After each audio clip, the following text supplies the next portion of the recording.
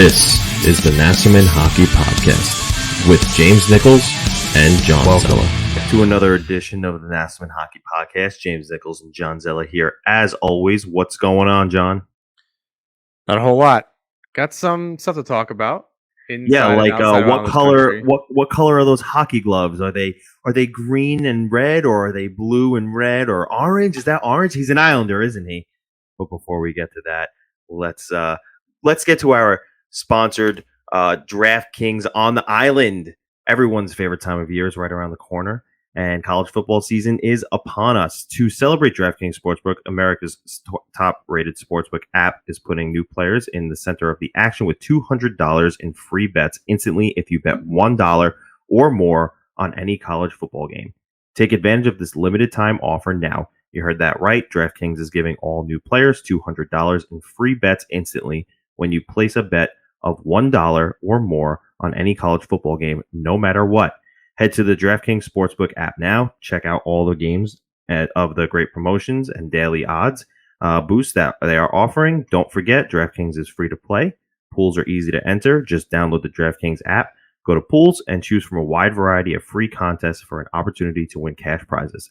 Download the DraftKings Sportsbook app now and use promo code THPN to receive $200 in free bets when you place a $1 bet on any college football game. That's promo code THPN to get your free $200 in free bets instantly.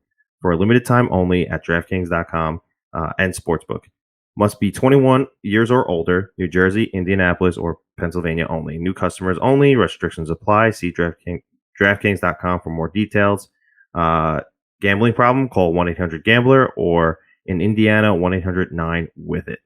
All right, let's talk about the Zac Parise fiasco that went down yesterday. Fiasco?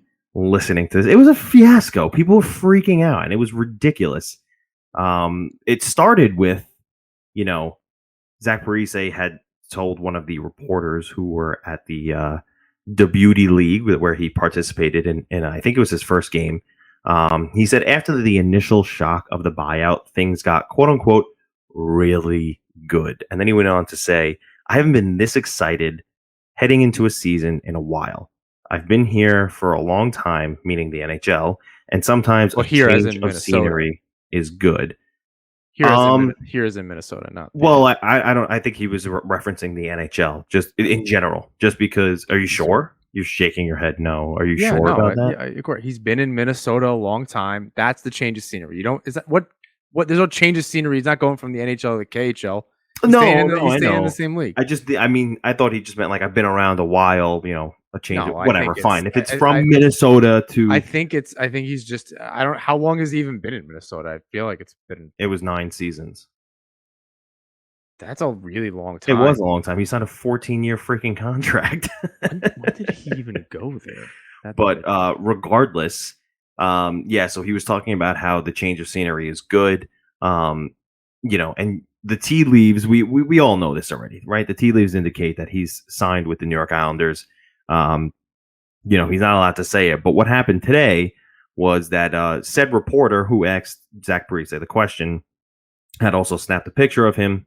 And Jesse Pierce. Let's give him credit. From NHL.com. And in that picture, the color was a little discolored, and it looked like the gloves that he was wearing could have been blue and red, could have been his old green and red ones from the Wild.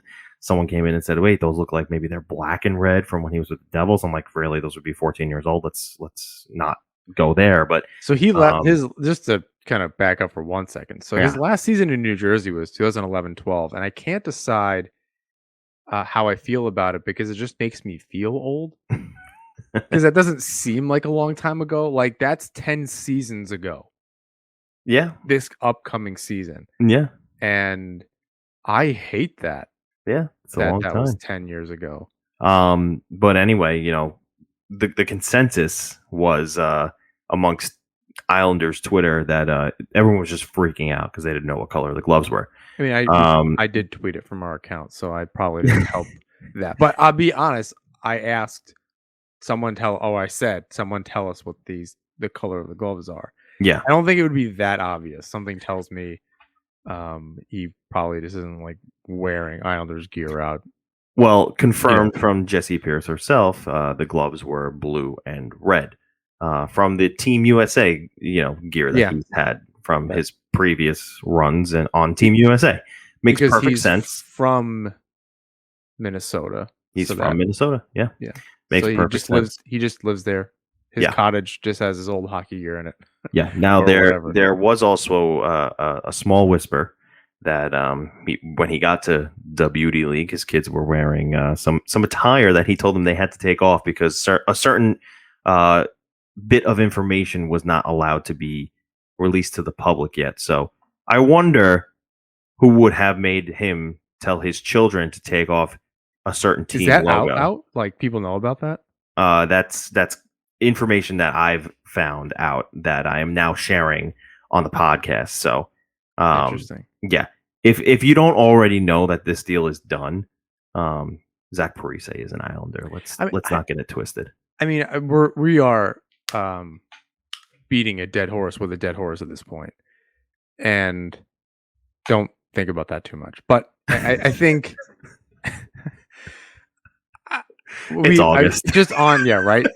We're just seeing on Twitter people either like they understand what's going on, or there's people that don't, and there's very little middle ground. People still are very concerned that no one signed, but more and more I am seeing people just like, okay, so all these players just didn't sign, right? Like there are, I think there's probably some lower tiered, or lower middle tier to low tier UFAs or something that haven't been signed, but that's not who these players are. I don't think anyone, is Parise what he was?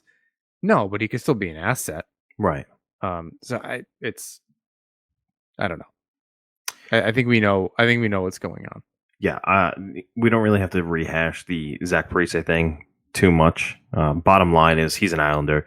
He'll probably be on the third line, and it's an upgrade no matter what because it was Leo Komarov or Michael Dalcol, yada yada. This is over. We actually I plan on speaking about that because I wrote an article that went into some of the details and the numbers of it all because I really wanted to know, was it or wasn't it? Now there's a debate that we can discuss, but we actually have that in the notes for later, which we will get to. But before we do, let's talk about the Aatu Raty signing. He got a 3-year entry level contract, the max allowable. For a rookie, you got the 925 average annual value. His cap hit is in the high 800s. Not a big deal because we all make that kind of money, right? But he will be at the rookie camp. He will be at the training camp. But it's likely that he's not going to get a roster spot. Given this forward group, it's pretty crowded. But I had a question. He's got one more year in Finland. He's definitely going to play this season in Finland. He's actually there right now. They had a game today. He had a point in their opening night. He's playing third line center for Karpat. But let me ask you, what do you make of the Islanders signing Raty so soon?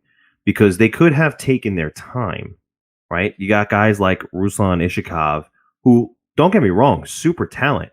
I think he was a mid-round draft pick, but he's doing very well over in. I think he's also in Finland. He's a super talent. I don't know where he ranks, amongst the Islanders prospects, but someone like him is still unsigned. What do you make of the Islanders signing Raty so quickly? I think they just think of him very highly, right? And they can see, as roster space may open up after next season. With certain players, again, I believe Komarov's contract is up. Ross Johnson's contract is up. Clutterbuck will be re-signed at some really cheap rate, but that's a discussion for a different time. So I think there's going to be some maneuvering there for sure. So I think he's 18 currently and turns 19 later this year. Indeed. So if his contract is going to start next year, they may be able to sneak him into the AHL. So he can at least get to North America. I don't think they're gonna at any. I don't think it's a sign like he's gonna come over and jump into the league if Lamorel is still around. Which I don't. There's nothing that says he wouldn't be. I have a really hard time believing either Barry Trotz or Lou Lamoriello are kind of bringing him onto the Islanders roster in such short order. Now, they will try to get him into North America. Yeah. This isn't like Goalie Show where he has this kind of a large body of work. It's a little bit different. So I think they let him do his thing for a year. I don't think it kicks in until he's in North America. You're right. Correct. So it's 3 years from when he gets here. So yeah, sure, do it now. Sign it. It's not going to come. It doesn't matter. They still have his rights. He can come next year. I don't really know the birthday thing or exactly what the AHL rules are, but I have a feeling that he'd be allowed to play next year. Get his feet wet, see what's going on, and evaluate from there. He'll be at this year's camp. He'll be rookie camp and training camp. I'm sure he'll be there next year as well. And yeah, I mean, if I can't really see a reason where he'd come over. I mean, maybe he comes over in the playoffs like Sorokin did, and he just is with the team. It all depends, for experience, but yeah, it would be kind of a full. You'd imagine it's probably a full boat. Like they managed to get some players together last year, and the last couple of years to kind of like the Black Aces kind of group, right? COVID aside. So yeah, I don't know that I think too much about it. Just to get him signed, it's the right time. I don't think they have to pay him until he's here. So right. So I don't know. I think it's good.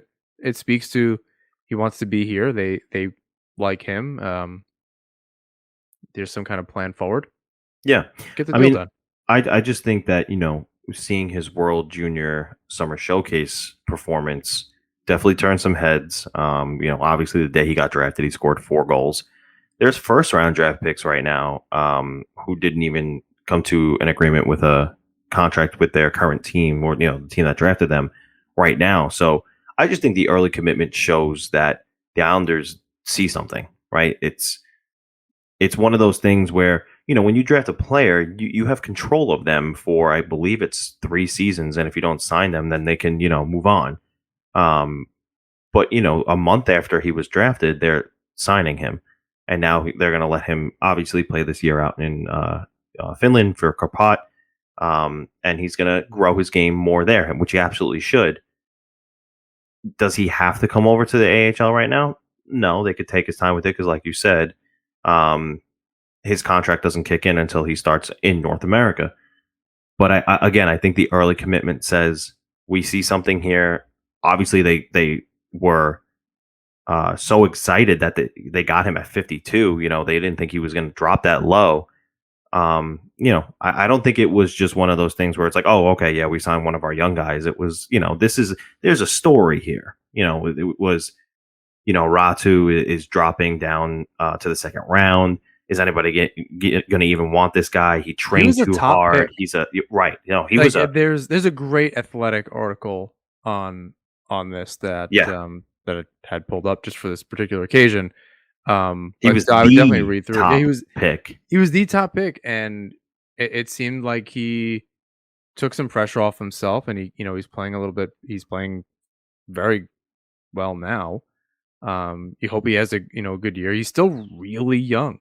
You have to remember he's 18. Yeah. Going on 19 in just a few months.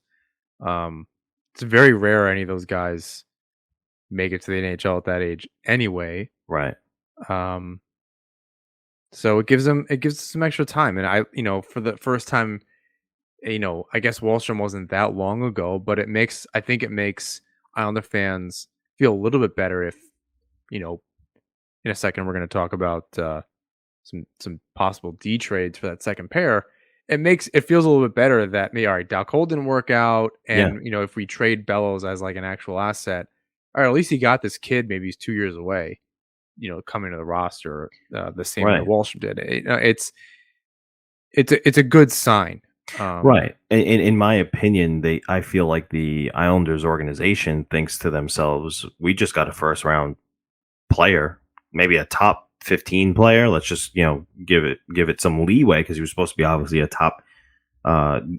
first overall. He was supposed to be a first overall pick. I feel like the Islanders organization feels like they got a top 15 player in that draft, having signed him that quickly. And they, like I said before, they see something in him and they think that, this kid is going to be part of the future moving forward.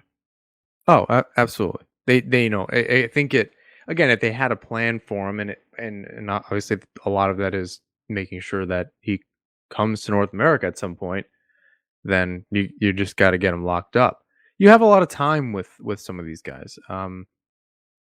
The better they are, typically they're rated or drafted or whatever, they typically get signed pretty quickly. But yeah, in this case, he's essentially a first round pick. Yeah. Well, and that happens all the time. It does.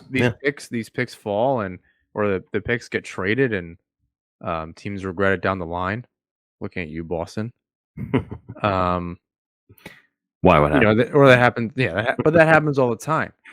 It happens with good players. It's always happened that picks get traded. Conditional first round picks get traded that turn into really good players.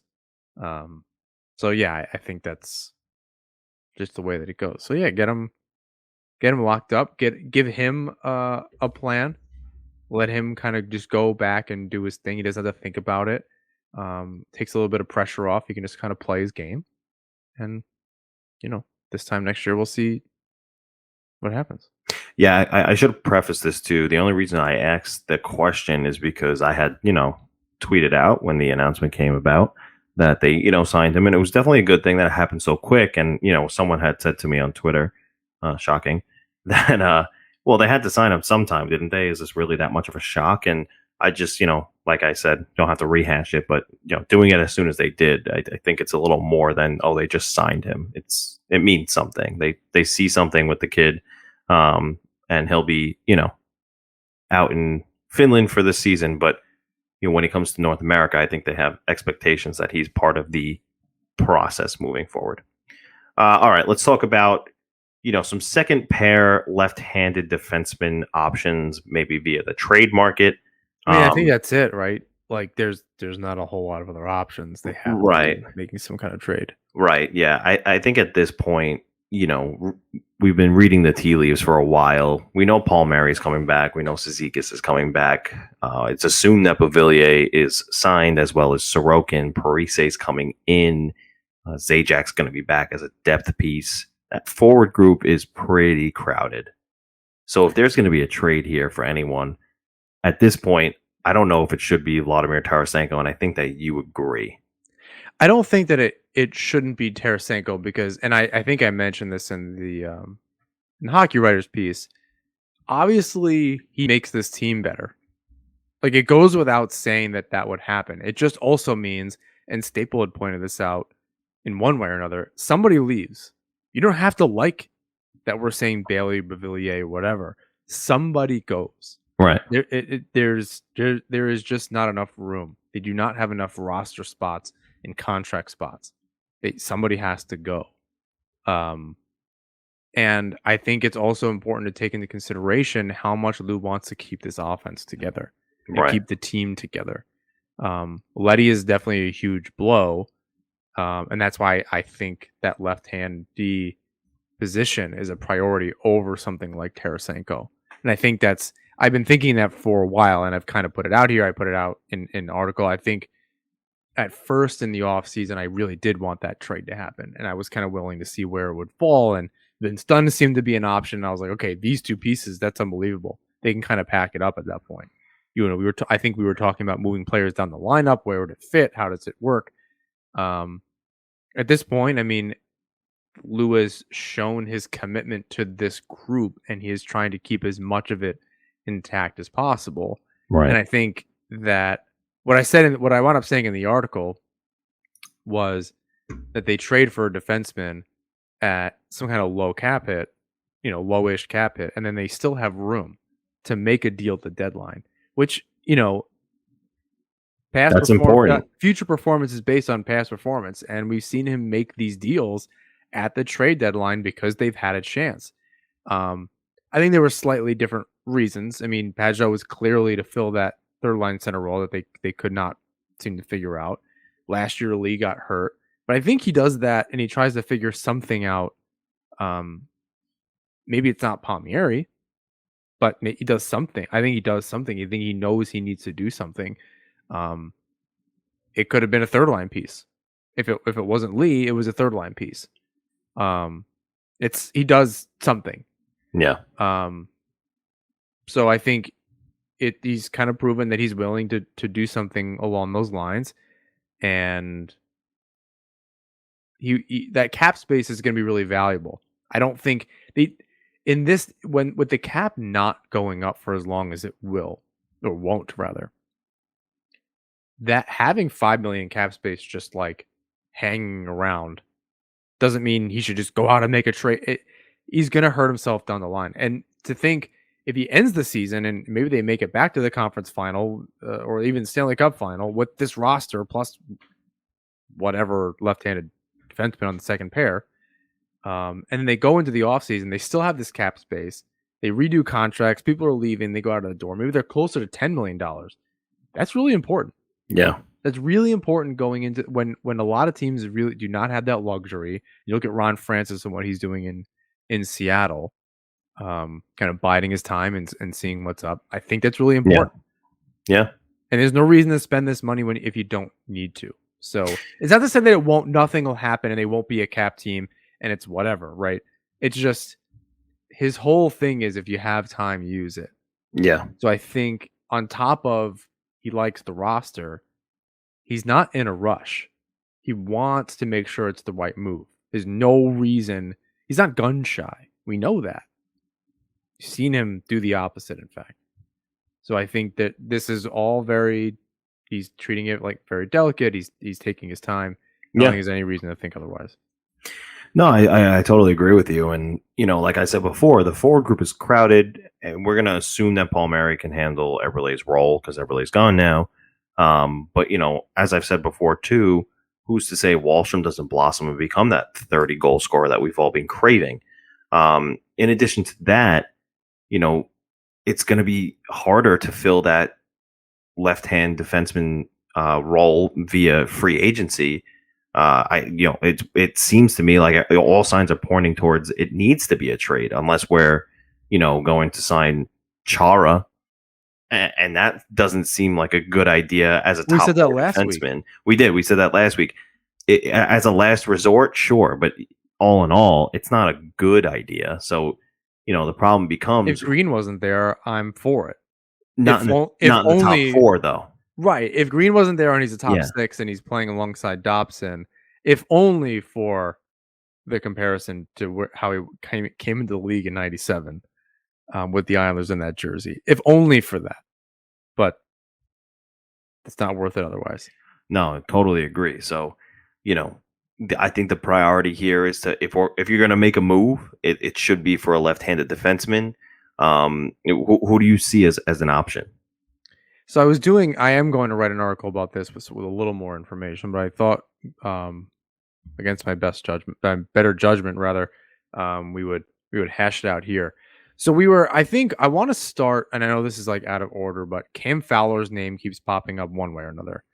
And I absolutely do not see this as an option. He's way too expensive for way too long. Yep. He's a little too old. I hate that because he's a year younger than me. But is for how many years are left? That's not what the Islanders' plan is. No, you're right. You're right. So I was, in going through. So like that's an easy one. I'm even closing that tab because I don't know. Hampus Lindholm from the Ducks as well has been a name that's circulated. I don't know necessarily the parameters of his contract right now. I don't know if you have it up. That one, I think it's obviously less than Cam Fowler's. He would be a good option. I think he's got less term, so it wouldn't. He's only got 1 year left at 5.2. He's 27. Yeah, so there you go. That's a good option right there. I mean, I'm not really I believe in analytics. I just don't know a whole lot about it. Like I see the value in it. Like I understand. But just going off of, I don't know if he got hurt last season. He only played 18 games. He had 6 points. I believe he was had an injury. Yeah. So like I mean, before that, he's a 20-point guy, easy. Money in the Bank. His whole career, he's been a 20-point guy. Has only been in with the Ducks. And how old is he? 27. Yeah, so I mean, he's a shoo-in basically. Yeah, I mean, it's go down. Now that's expensive, and that takes up a lot of space, and that does make it. I think Lou would try to. I mean, something's got to go out, but I imagine it's a prospect. Again, you're keeping that group together. There's no big money going out, right? Unless there's like a Komarov attached to it or something, right? Or Hickey. I don't really see that there's, or the Ducks retain salary, which we've talked about before, and some other deals. So yeah, Lindholm is definitely a deal. I was trying to think of like Lou liking his guys, and that kind of thing. So John Merrill, who's 29, he's got a year left. He just signed, right? Signed. I don't know. Think crazier things have happened, but I'm trying to think of like who's the guys that he likes. He kind of made his way around last season a little bit. They only had 5 points, but Lou likes his guys. Figured to go with it. So maybe not. Mattias Ekholm, who you've brought up before, 31, last year of his contract, AAV 3.75. It's not bad if you can get them to take $500,000 even. That leaves quite a bit of room, meat on the bone, as it were, for the salary cap. I think that's obviously a good move. He's really good. He's money in the bank for 20 or more points. He's scored 10 goals before, and has gotten pretty close in shortened seasons and could absolutely do it in a longer season. Like that. But what do you think of? You've kind of been beating that drum for a little bit. So I'll start by saying something is obviously up. We've said this before, right? The no signings is indicating that something is still, or he's trying to, make something transpire still. So I want to say it's maybe a bigger defenseman than what we're thinking, right? Right now, we're looking for who's a cheap option who could fill in for a year.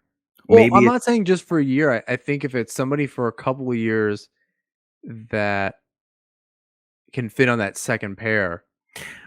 Okay. I think that I also you're looking for a second pair of defensemen. You're not looking for a first pair. Because, when push comes to shove, Scott Mayfield's going to be due for a contract soon. Noah Dobson's due for a promotion soon. Is it next season? If not, it might be the season after. So, well, him and Mayfield would have to switch, right? And so you're looking for an answer for your left-handed defenseman. I think for the foreseeable future, I think you're looking for a piece that's going to last with the core of this team. So I don't know who that is, and again, like I said, the reason why there's been no signings is because something's going on behind the scenes that just hasn't happened yet. And until it does, nothing's going to happen until that domino falls. So I don't know who that is. Now, on the flip side, if we're going with just some options who would fit right now, I still think Seattle has to do something. They have a ton of defensemen there. I'm not saying it has to be Vince Dunn. I think he signed a 2x4, and they would like to see him stick in that top 4. But Jeremy Lauzon is an option. He's there, and he'd be a decent fit. That might not cost you too much. He won't put up Letty type numbers, but he's young. I think he's going into his age 25 season, and he's a steady defenseman who played a similar system in Boston. I know that the Seattle Kraken just drafted him, but if you're talking about keeping a Vince Dunn or a Jeremy Lauzon, you keep Vince Dunn all day and you move on from Lauzon. So he might be an option. I think that Lauzon would do well in this system, especially given that he played a similar one in Boston. It's possible, and he's really cheap. Like the cap hit's really cheap. Yeah, really cheap. Well, is he even making $1 million? No, no. Okay, yeah. So I mean, that's a very viable option right there. It gives you a ton of cap flexibility, and like you said, if something happens to go down at the deadline, you have options. Yeah, and I think that's the point too. It's like that's actually the cap flexibility that he's looking for, right? Even if it lasts into the off season, or if it's a one, they're on the last year of their deal, you want it to kind of just go away and and figure it out. Yeah, I think it's possible. I don't, just the same thing with Merrill. You still think about Dunn, even though he just signed. You still like, okay, well, is it about the right deal? The I don't know what Merrill, what Dunn's, if he has a move clause or something like that, but it's possible. I was trying to think of some off the board players as well. So Andre Sekera is 35. I don't think they want to get older. But he's really cheap at this point. Last year was deal $1.5 million. He's got. I'm looking for guys that are cheap, that have experience, that are veterans, that could play. That are left-handed. So there's really not a whole lot of those out there. Sekera stuck out to me. He's just been around a long time. If you remember him, I mostly remember him with the Buffalo Sabres. Yep. There's a guy, and I guess he's in the middle of his deal now. Doesn't strike me as huge. Again, I don't think we're gonna get somebody that puts up Letty points, and maybe there's something Lou knows that we don't as far as a specific player out there. Could be. Scott Harrington in Columbus. Last year of his deal, 1.7 mil. Doesn't put up a ton of points. I think he looks like he was injured last season. Only played 12 games. But seems kind of steady. Hard to tell. He's somewhat of a young guy. He has not had that many games, 200 games in the NHL. There's also, he's talked about him. I think my eye really is on Ian Cole. And we talked about that. You said yuck. I want to hear your yuck first. When I think of Ian Cole, I don't think of, and maybe when you said that to me, the initial thought was, well, that's not Nick Leddy. So it's and yeah, I mean, we could do that all day. You just be like, no, that's not going to work. And so I mean, he's a veteran. He's been around a long time. I guess I want to say he's Andy Green light, right? Like, I don't see him do too much not well often, but at the same time, he's also not noticeable in the fact where you're like, oh, wow, nice play by Ian Cole. Like, I don't think that's going to happen either. He had 26 points in 1920 with Colorado. In 65 games. I could have 26 points in 1920 with Colorado. I mean, you have to have some. You got to have something to do with that. Yeah. I mean, I get what you're saying, but Islanders. So that was 1920. I mean, Letty had 21 points with the Islanders. I mean, he had 31 this year, which was ridiculous. And I think we just have to forget that was a thing that happened because that just sucks. Maybe I just didn't know that Ian Cole had a quietly good season in Colorado because he had guys like Bowen Byram and Devin Tays there to outshine him. Yeah, I mean, he's got playoff experience. He's a young guy. Looks like he won at least won a cup. He didn't play any playoff games in 17-18s, but won a cup with Pittsburgh. Looks like, and played in 25 games, back-to-back playoffs, 24, 25 games. Yeah. 16 and 17. He's been around, and I think in a good way. And he's 32. So that kind of tracks as far as he's a veteran presence with playoff experience. What I said to you and Joe in the chat, who we have to have Joe on soon. We've definitely missed the first episode of the month situation that He's been busy with the Mets. Yeah, the Mets. Like actual sports news. Anyway, so I think I even said this isn't my favorite thing in the world, but it feels safe. It's cheap. No term, could trade a non-roster player for him. There's another team with a lot of D. They have to do something. Keep the offense intact and still have room to make a deal at the deadline. I think that was where my line of thinking was. So cheap, 2.9. Did he just sign, or is this the last year of his deal?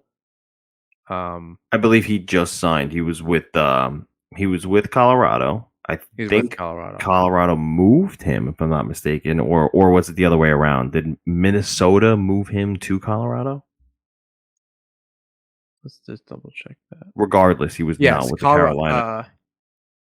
He was not with the Carolina Hurricanes last season. He went from Colorado to Minnesota last season, and then I guess signed in Carolina. But there's still it's a 1 year, and then they signed he who shall not be named. But they have a lot of players on that back end. They brought in Ethan Bear. They brought in the other guy. They still have Brett Pesce. They have Jake Gardner. They have Brady Shea. They have Jacob Slavin. Yeah. Brendan Smith might be the odd man out there, but that still leaves 7 other players. Yeah. So somebody's got to go. Yeah, they have a good blue line there, and they definitely need to do something about that. They can't have all those guys there, and I don't think any of them want to go down to the AHL. So maybe there's a fit there. Maybe you're right. And Ian Cole, you convinced me. Not a bad option. I mean, again, I don't think I don't know how possible it is, considering that it looks like he just signed with them. But that may have been before the little the TDA situation. So I like that you said TDA because that's what I was thinking before, and now you said it, so that's good. It's good stuff. I think we have good chemistry. We should start one of these shows. We should start one. But yeah, I think there's something with Carolina. I don't know Lamoriello's relationship. I don't know the last time the two teams, if ever, made a trade. Certainly not while Lamoriello was there. So yeah, I'm trying to. There aren't too many teams with like somebody obvious, and I think I was just trying to go with the low hanging fruit, like what's possible, what tracks with who's it like an off these. I keep saying off the board, but like somebody that we wouldn't really expect. That seems to be where Lamoriello goes. Yeah.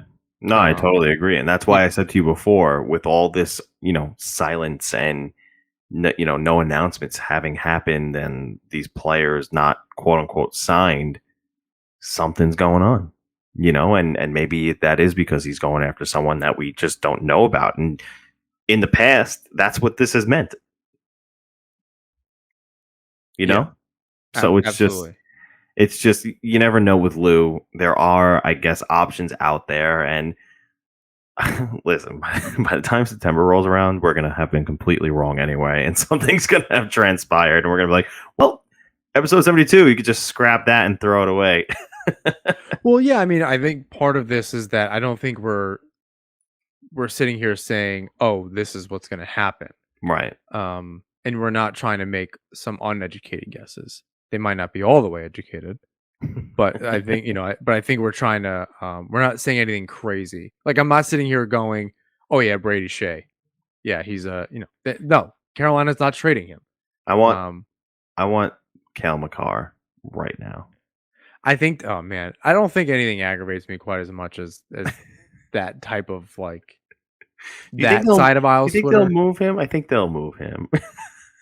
Yeah. I don't. He was actually friends with Matt Barzell's third cousin's friend once, so there's a connection.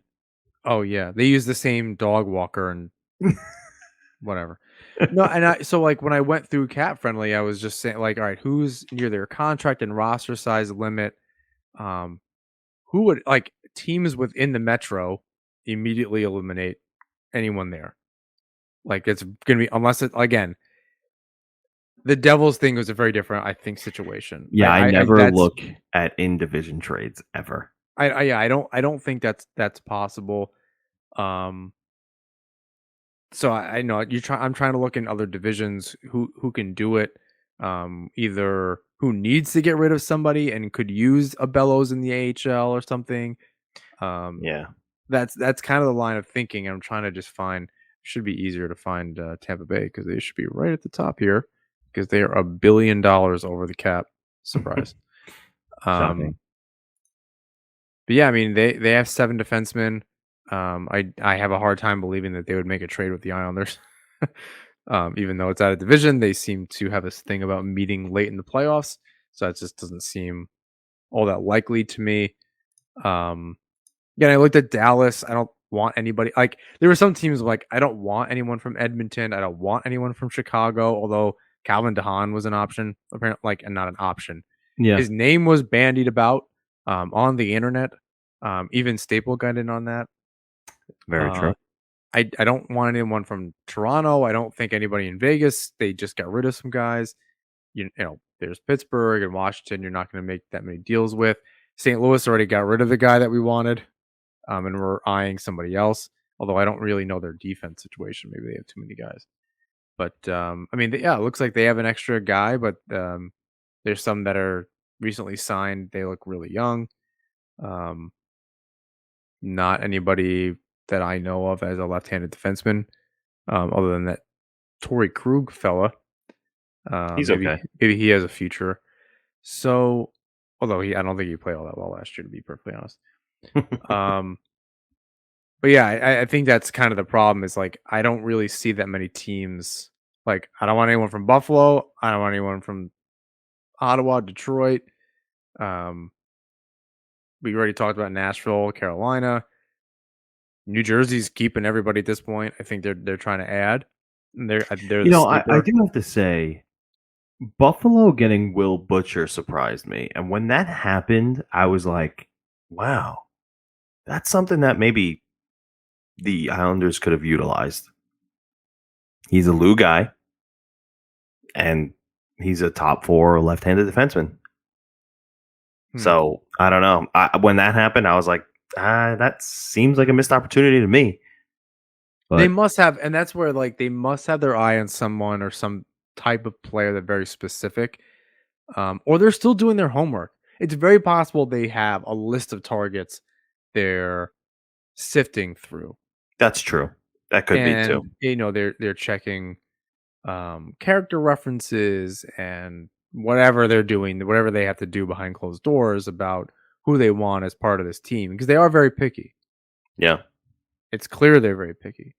Yeah. So, and, you know, so I think they just have to kind of do their homework on that. Yeah. So it may be that at this point, I have a hard time believing they're still working on a deal. I think that was the theory at first, was that they're still working on a deal, and that's why nothing had happened, whether that was for Tarasenko or whatever, what have you.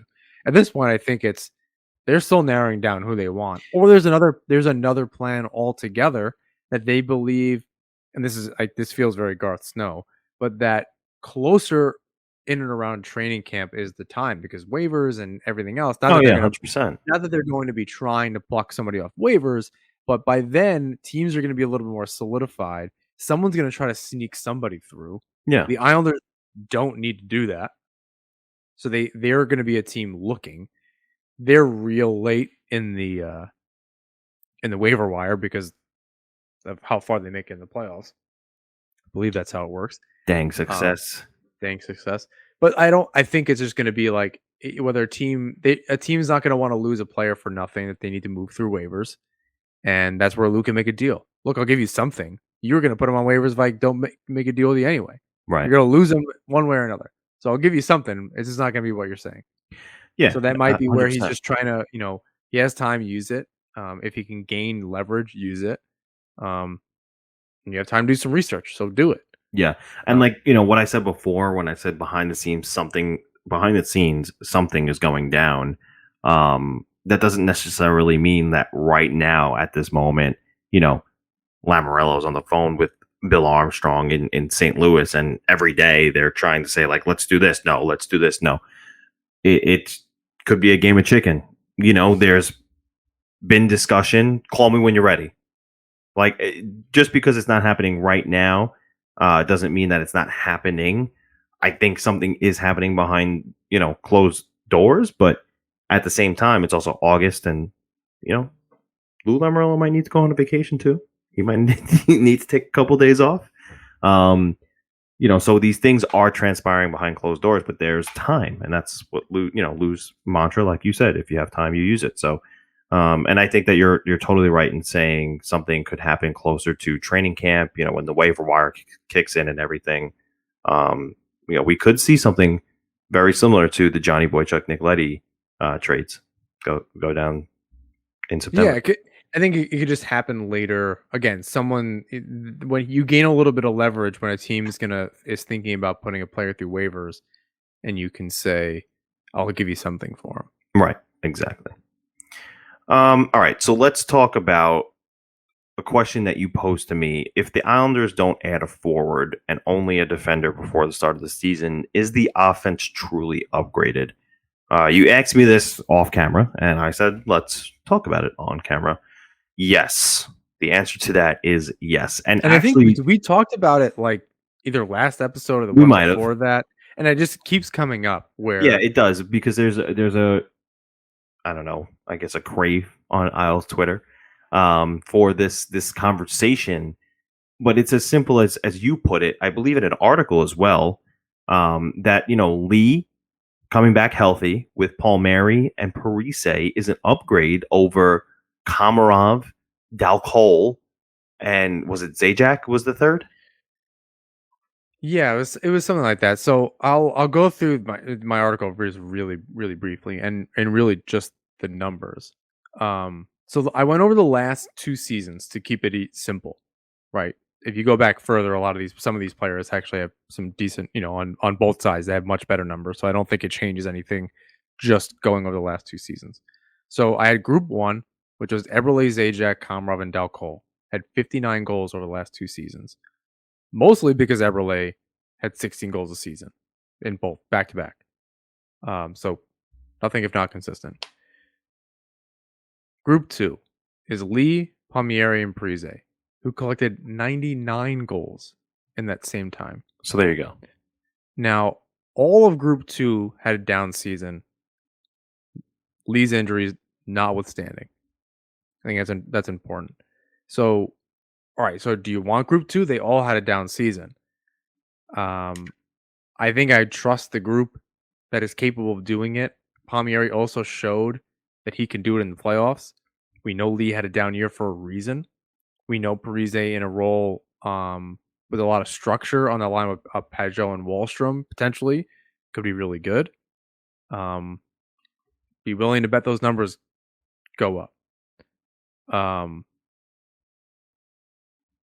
So then Group 1 scored, just looking at goals. So that was 26 goals last season. Yeah, so the points total were 192 to 137. I don't need to tell you which group was which at that point. Right. There's such a huge spread there. Sorry, I was right. reading through my article too quickly. Yeah, the point spread on that is ridiculous. So they're capable of doing it. 1 year, injuries, Parise not getting time. He's getting up and down the lineup. His energy's gone. Palmieri is mostly in New Jersey. They were not very good. They were giving the kids more time. Comes over to Long Island and plays well in the playoffs. Just that alone. And I think what I added, and I think you would resent me if I didn't say, that's nothing to say of Wallstrom being in the lineup the entire season. Yep. And I think an argument was, well, Lee is on the team. He's already on the team. It's not an upgrade. He's already there. Well, you didn't have him most of last year. And now he is going to be there. And thinking about the totality of the group that's actually going to be on the ice together, you do have to consider that. And this is almost like one of those own rental situations when teams don't trade the UFA, the outgoing UFA. They know he's not going to sign, but they keep him anyway for the run. You're just getting this guy back. You're getting Lee back into the lineup. You're able to add only 2 other pieces. You only need to add 2 other pieces up front. Could always add a Tarasenko again. I'm not going to sit here and say that he's not going to make this team better if he's on the Islanders. At least you got to hope so. They're not going to be worse. But yeah, I mean, by the numbers alone, who's going to be in the lineup and who won't be? It's an obvious upgrade. Yeah, and I mean, then, which I believe we've said this before as well, then you just look at who the 13th forward is going to be, and it's going to be Travis Zajac, and that's much better than Leo Komarov or Michael Dalcol. And one way or another, I really do want to believe that Komarov's out of the door. I don't think it's completely. I could agree with that.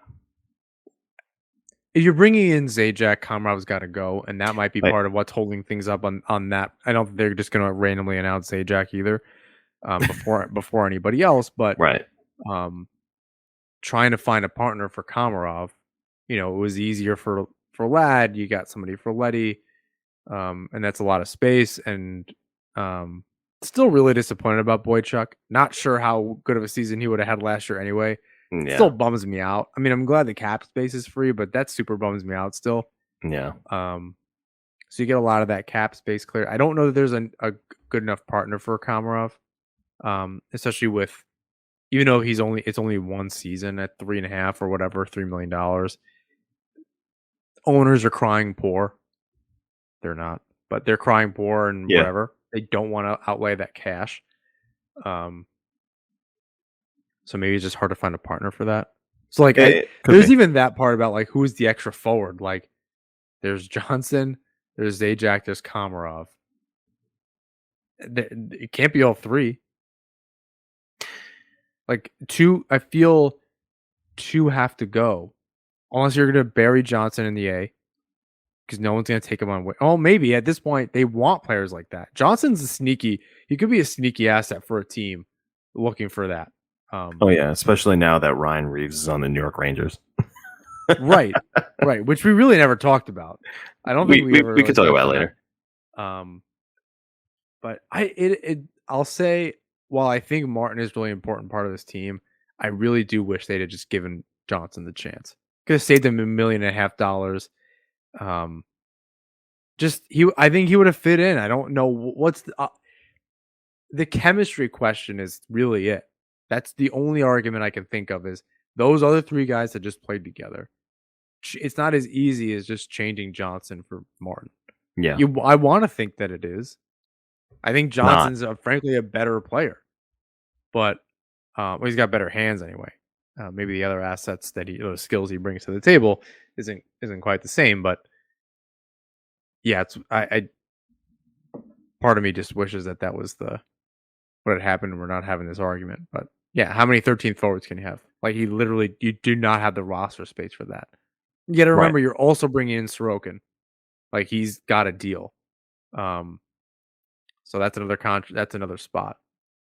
Yeah, I'm not sure where you. And Staple even implied, Anatoly Golishev is signed, and to it maybe Richard Panik is here. Yeah, Golishev is signed. Michael Dalcol might have a 2-way deal. So the forward group is kind of crowded, and that's an understatement. Like, there's 2 more lines of players. Yeah, there's a lot of guys, and they're not AHL. They're not AHL guys. No, they are not. So maybe Dalcol, but right, he's proven in a specific role he can be an asset that a coach like Barry Trotz can bring out the best in him. It's a different best than what we wanted it to be, but it's still the best, and it's fine. He still played okay. We got about a month before we get clarity. I mean, don't quote me on that, but it could be a month before we get any clarity on that, right? September 17th, 18th could be the next, right before training camp starts or during training camp, and it just starts, and we're, maybe we'll just be learning in a month what's going on. Maybe we have a couple of weeks, but to answer the question, is the forward group better with Lee just returning and Palmieri coming back and Parise coming in? Yeah, it's better. There's no question. I think we could put that to rest, and the focus really should be on a left-handed defenseman for the top 4. So we'll see how it transpires. It's gonna keep coming up in conversation. Maybe we'll talk about it again next week. I don't really know. I think after the article, there was some back and forth in the comments on that and on Twitter, which I really appreciate. Even if you disagree with the entirety of what I wrote, I appreciate the feedback. It's cool to have those kind of conversations, but I don't often write a piece and say, like, this is my opinion. I really do try to be a third party and, like, as some kind of objective analysis, even as a fan. But this one I was like, no, I really think that they've upgraded the offense. I think that this is their actual target is a defenseman, because that's going to be way harder. They don't need I think a lot of fans will disagree with this. They don't need to bring in a forward. It'd be great. It would help. Nice even. They need that second pairing defenseman. They do like that. need. They can go into the season with a forward group, and it's whatever. They cannot go into the season without that other position. Tell you what, that's my main point. I got an article that should be out by the time you're listening to this that vies for a certain New York Islander current to gain first line minutes. So we'll see if that happens. Go read the article. It's on my Twitter at James Nichols NYI. But let's move on from this conversation. Go read the article and you'll know who I'm talking about. It's a certain young forward. I'm sure you could guess. Preseason schedule was announced. First game against the New York Rangers will be on September 26th, and then one game every other day after that. So, it's good to see that the schedules are laid out. I wonder if that changes at all, given if they decide they're going to do the Olympics. I don't think the preseason would, at least. I think it'll start no matter what, and maybe just end the regular season will end later. I don't think those maybe the Prudential Center one. Everything else and MSG. Everything else is at Webster Bank, so it's that arena. It's all about arena availability at that point. And changing the schedule, so I have a hard time believing that. Yeah, that'll have anything to do with it. Regular season times were announced, and something that a lot of people actually brought up and noticed. I noticed right away when I was looking at the schedule. A lot of 7:30 games this year, rather than 7:00. Interesting. Where are they being broadcast? MSG. So on the MSG games, I didn't see anything. I didn't notice anything specific. Could have just been the broadcast schedule. Some people had said that it has to do with maybe the extra couple minutes it might take to get to Belmont. No, I think that it's frankly, I think if there's other teams, and you'd have to cross-reference all of this every single night, and we'll look at the kind of the master NHL schedule. It could be that they want people to watch more than one game. And if they all start at 7:00, that sucks. That might have been something with ESPN and TNT saying, stagger this so that we can do live drop-ins. Cool. We can do all this other stuff. I wonder if it's a mix of 7 and 7:30 and then 9:00 West Coast games. That'd be cool. Yeah. So that so that their games are starting every half an hour or so. Yeah, that makes a lot of sense because a lot of fans were complaining about that. Why am I watching a commercial after? Why am I watching commercials on all of these games?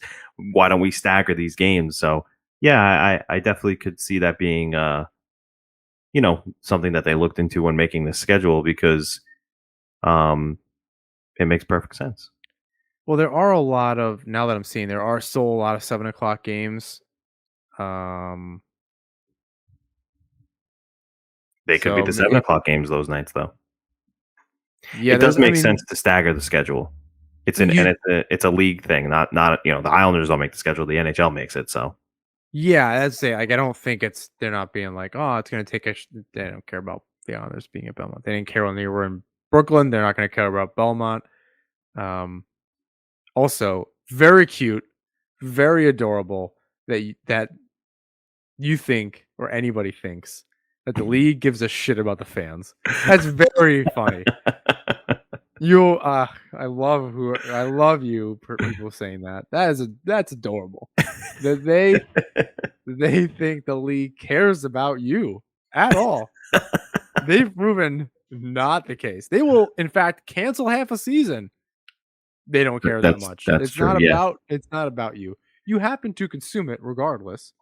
That's just, they know that. Your hardcore hockey fans are going to tune in. Sheesh, man. If you're driving right now and you thought the league was, actually cared about you, just pull over for a minute, take a deep breath. It's going to be okay. And continue. Yeah, it'll be fine. I mean, it's still worth watching for the most part. But yeah, they really super don't.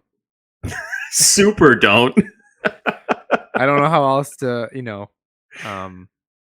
they barely care about the players. The players barely care about each other. That's a whole different thing. I don't care. Let's not go there, huh? Not tonight. I don't work.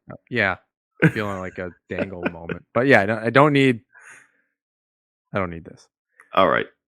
Let's get to Around the Rink, brought to you by our sponsors at Manscaped. John, take it away, bud.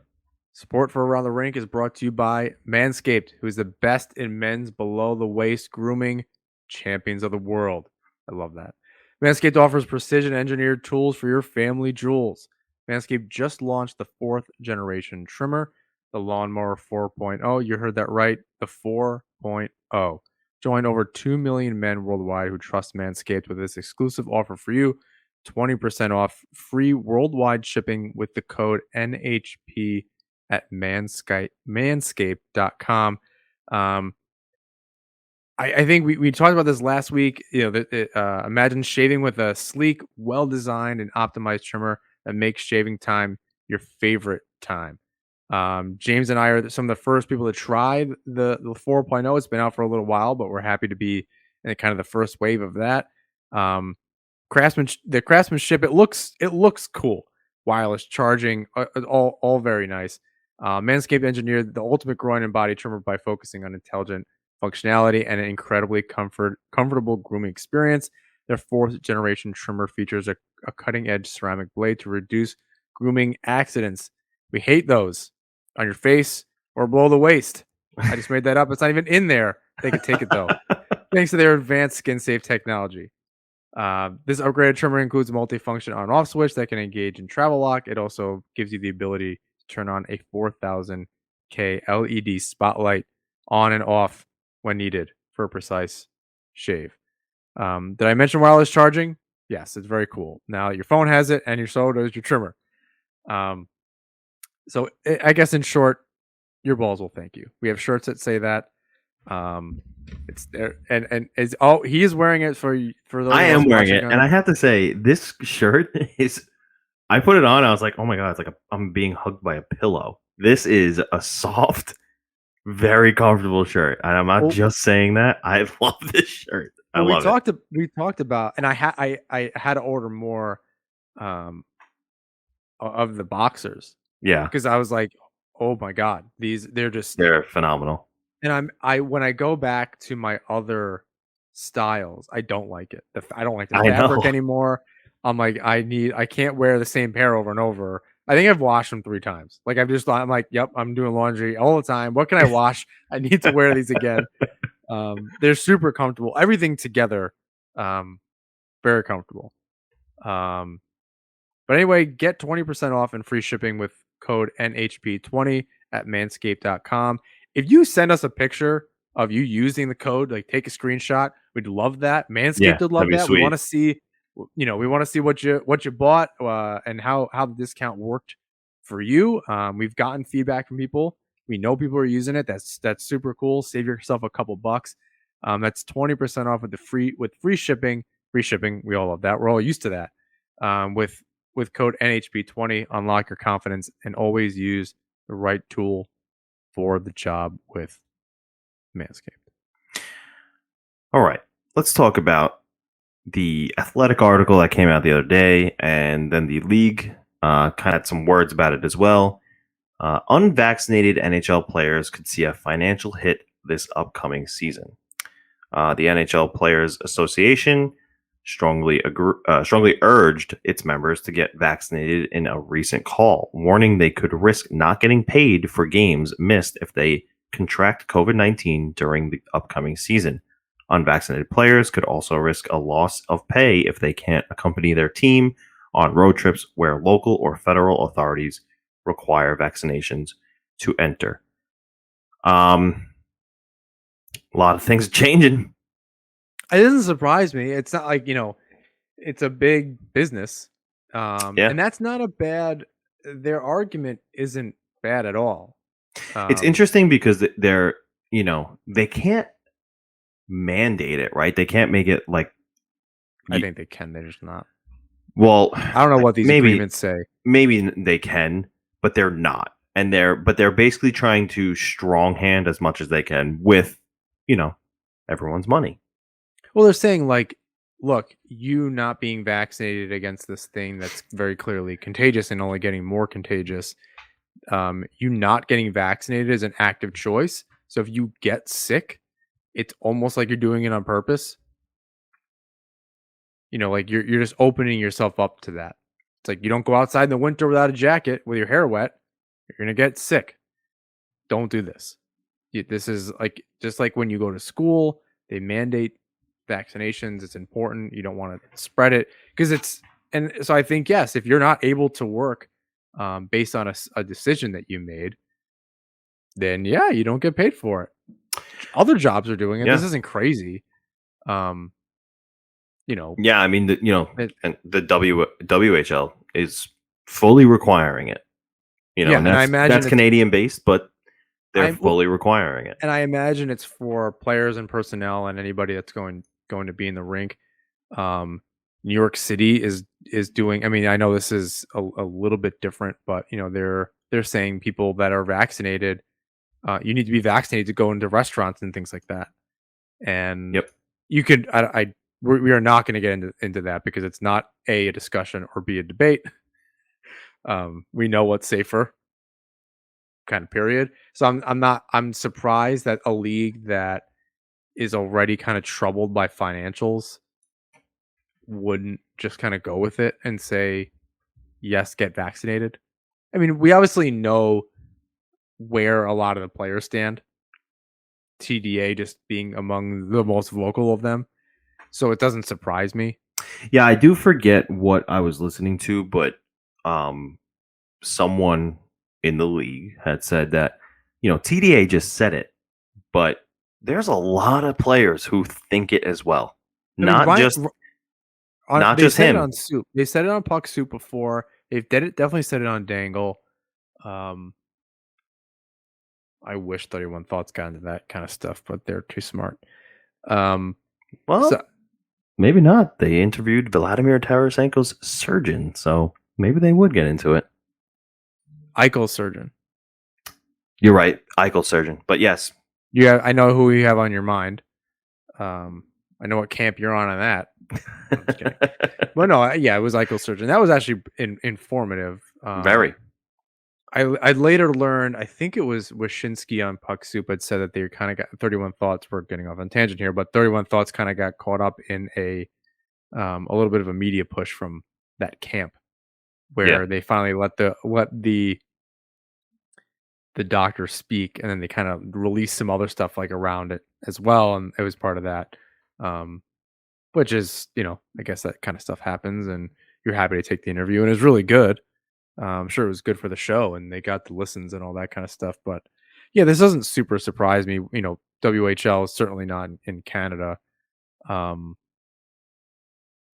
Yeah, I'm curious with the way that things are going. I think part of this is like if they're going to a state or a municipality, I think like they said, where authorities are requiring it to enter, or they're saying that certain jobs, athletes need to have it to play. If you're just not vaccinated and you can't play, I don't know. This is also like a crazy discussion to be having. I frankly don't get it. We don't really have the time to have this discussion. No. But either way, seems like it might go in that direction anyway. They had some interviews in that article, so yeah, makes me wonder if they're going to do something like a taxi squad or something this season, depending on how many players don't actually pony up and get it done for the purpose of the league. Wonder if we see any changes, an expanded roster or something like that, because if they're serious and they're not going to allow players to go on road trips and stuff, there's going to be a lot of changes, man. That would infuriate me because it's just like bending to stupidity. I mean, not only are you just am I being unrealistic here, or is that a distinct possibility? That is only because it's something dumb enough the league would do, not because it's the right thing to do. Players should get vaccinated. That is the end of that sentence. That is a complete thought. Anything other than that is the wrong thing. Them bending to the players making a bad decision and opening themselves up to get their other players even a little sick where they have to leave and they test positive is bad. Don't do that. If you could stop it, why would you do it? I can't get over it. Let's shift the conversation to another controversial. I'm not done. Okay. Because you're gonna go all night. No, I'm fine. Go ahead. Let's shift the conversation to another controversial topic, where the NHL owners have approved jersey patches for the 2022-23 season. 3-inch to 3.5-inch ad spaces, or which are slightly bigger than the NBA patches, will now be on NHL jerseys. What are your thoughts, John? So they're 3 by 3.5, just for. Oh, it's not 3.5-inch patches. I believe it's 3 by 3.5. Oh, okay. I thought that was a typo. I don't mind. I mean, I don't mind either. I mean, I think we saw this coming. If we replayed the episode where right after they announced the helmet ads, I think Joe was even on that episode, and we talked about it. I saw Rachel Dory previously with the Devils and does a lot of good writing and is on Staff and Graph podcasts and things like that. Really smart, really cool, analytically kind of leans and whatever. She had mentioned if it became like European football, soccer, where the ads are the jersey at that point and you can't even find what the name of the team is. Yeah, maybe it's time, hopefully stops long before that. A patch on the jersey, or even if it was along I think the bottom of the back of the jersey, since a lot of players don't seem to tuck their jerseys anymore. Unless you're Connor McDavid, or maybe a few other players. It's not a big deal. The alternative at this point, with the revenues not going that way, is that the players are going to be in debt to the owners forever, and they need other revenue. They need to be able to balance those books. Yeah, I mean they brought in a ton of revenue this season with just the ads on the helmets. So, sacrificing the front left or right patch of a jersey just seems like not that big a deal. And people were also worried, like someone specifically was like, they even went out of their way to Photoshop a John Deere logo. I saw an Arby's one, like on a Maple Leafs jersey. My point is, people were like, oh, we got to look at this yellow and green thing. And I'm like, unless you were, I think the Penguins were the only one with the like blue and white PPG Paints logo on their helmet. Even if they weren't wearing those jerseys, I don't think anyone else really was that obnoxious. I think they made it work with the helmet. You're also dealing with Lamoriello and things like that. Like he's, and this is also in 2 seasons from now. This is not this upcoming season, the season after, so not in 2 seasons. It's the following season. Yeah.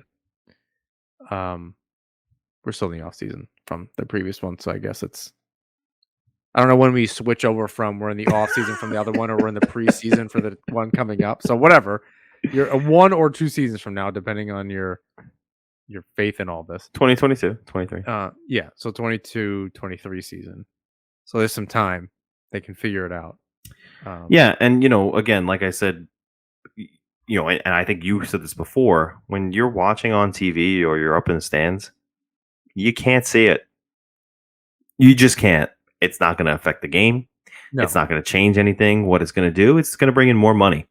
And more money equals more, advertising, whatever. It means the league exists. It means right.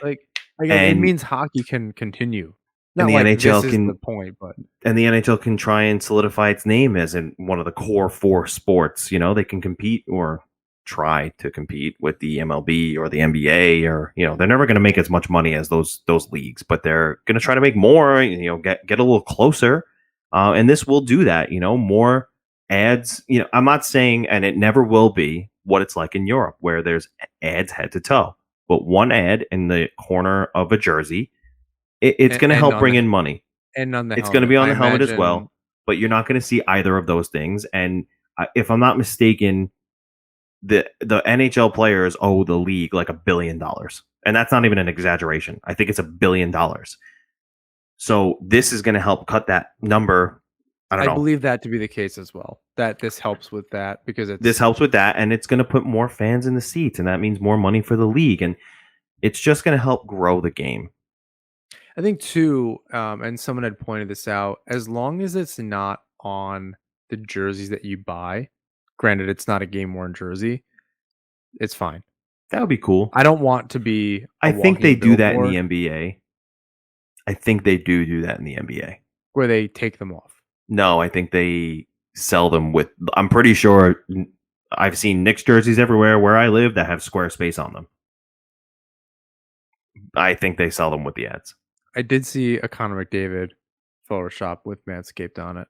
I thought that was very funny. I almost tweeted out our code. Plug. Yeah, I almost plugged our code. Plug. That's really funny. I don't know. I saw that. I was like, I almost did it. I was like, I think Jay Fresh did it.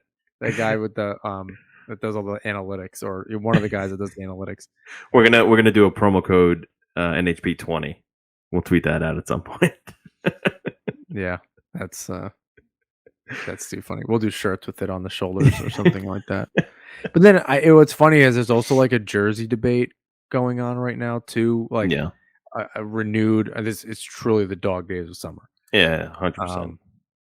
And the off season, because people are talking about which jerseys to bring back, and same conversation with the reverse retro, which I really liked. I did too. They grew on me. They did, and they played really well in them. So they did. I think they're perfect third jerseys. Yeah, we don't have to get in that whole debate. Long story short, the ads that are coming in 2022-23, not a big deal, not that big on the jersey, and will make the league money and help grow the game. Consensus? Yeah, that's fine. I mean, yes, it's just not a big deal. I don't care. I'd rather them not sell it with it on the patch on the jersey. Would be cool. And it also, I wonder how it works with, like they had the Charles Wong patch a few years ago. They done like Al Arbor stuff. I know they don't really have anything on their shoulders, with these jerseys. So maybe the Islanders don't. There. Makes you wonder how the rest of the league works. Yeah. So that's in the playoffs, if someone's wearing the A, and they also have the Stanley Cup patch, where does the ad go? I mean, it worked. I'll say this, and what we should be doing is looking at the 75th anniversary patch on if for anyone that either collects hockey cards or remembers this time. If you go back to that time, this is 91, 92, I believe. Every team in the league wore a jersey with the 75th anniversary patch on it. It's very cool. 75. That's cool. Whatever. Yeah, I like that. Now, what I'd be interested in seeing is during that season in the playoffs with the Stanley Cup patch and someone wearing the A, what did it look like? That would be busy as shit if everything. Well, the 100th year of the NHL, they wore it on the sleeve. They did. Well, what I'm saying is, if now picture that 75th anniversary patch as just an ad. It's going to be there. It's not going away. Sure. So I almost want to look it up on the show, but maybe we'll report back next time. Yeah, absolutely. If you've made it this far in the episode, tweet at us. Who do you want to see on the Islanders jersey? Because it's inevitable at this point, so you don't have a choice. As an advertisement on the upper right or left-hand corner of the jersey, wherever they decide to put it. My initial instinct is that it might be UBS. They might do a both on the helmet and on the jersey. We'll see what happens there. But who would you want to see on the New York Islanders jersey as the ad in the corner chest? Tweet at us at Nasman Hockey. If you want to get creative and do a little Photoshop, sure, send it our way. We want to say thank you to DraftKings and Manscaped. Use that THPN promo code with DraftKings and NHP20 code with Manscaped, the Hockey Podcast Network, the Hockey Writers, and of course, all of you, our listeners. Please rate, review, and subscribe wherever you listen to or watch the show. You can follow us on Twitter, Instagram, YouTube, and TikTok at Nasman Hockey. And you can find our work at the Hockey Writers. John's got a couple of great articles out right now. I got one going out. It should be out as you're listening to this. So be sure to click those articles, give it a read, leave a comment. And until next time, everybody, let's go Islanders.